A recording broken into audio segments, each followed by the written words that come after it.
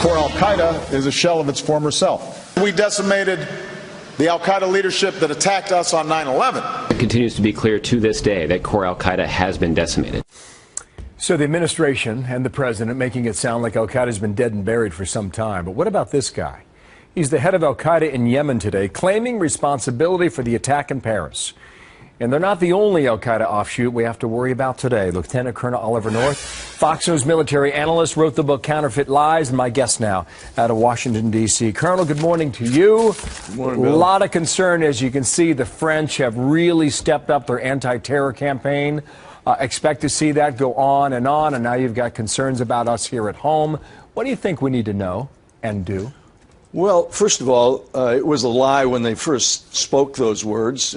Core al-Qaeda doesn't make any difference. There's offshoots and franchises of al-Qaeda, which are all part of radical Islam, words that this administration cannot say, won't say. And obviously, if you don't know your enemy, you are going to lose. Sun Tzu wrote those words over 2,000 years ago. Here's what we really need to be doing. And Chairman of the Joint Chiefs of Staff, Martin Dempsey, told this to Chris Wallace the other day. We need to play away games. Well, that's a no-brainer because we always want to fight our enemies overseas so we don't have to fight them here at home. But he talked about the suite of U.S. capabilities: intelligence, more partners, and direct action.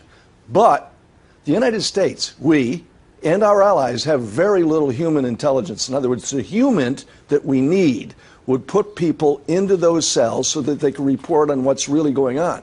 Because the terrorists have learned, all of them, you don't communicate with cell phones, satellite phones, or the internet anymore because they know we're listening.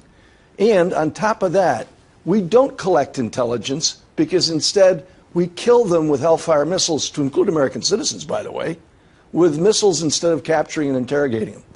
Our partnerships, the best partners we have in the region are, one, Israel, and number two, second best, is President al-Sisi in Egypt. And yet this administration gives them the back of the hand and threatens them both for God knows what reasons.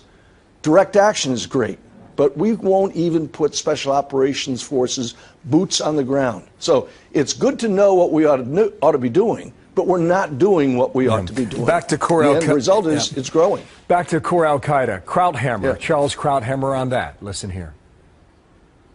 The administration just is always focused on what it calls core al-Qaeda, as if you can ignore all the other elements, all the other scattered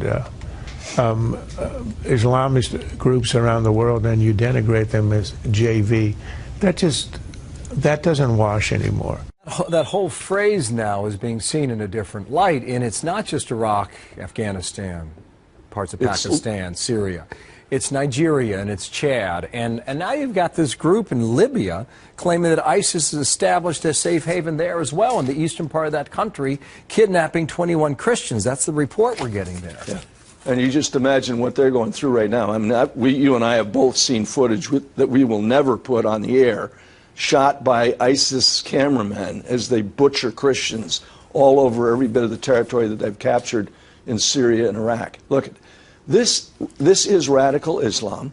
It's a franchise operation. It is not simply al-Qaeda.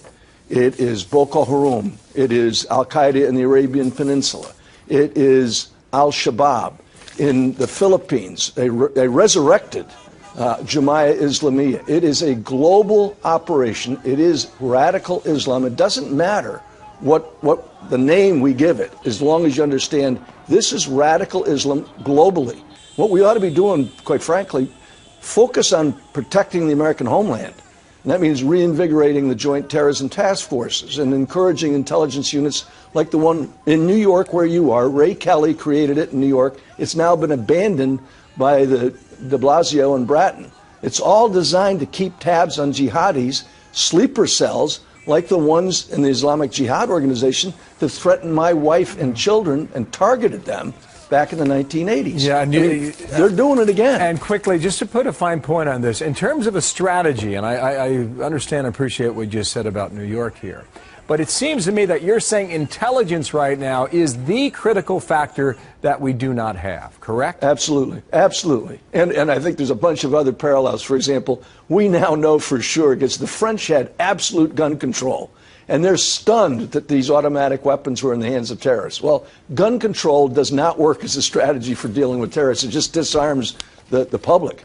And by the way, the Islamic terrorists have learned not to communicate electronically before they attack. They'll still put it up on a Twitter feed or whatever afterwards. Their tactics are changing as they see us respond too. Colonel, thank you. It's good to have you back on our program. Ollie Thank North, you, Bill. out of Washington.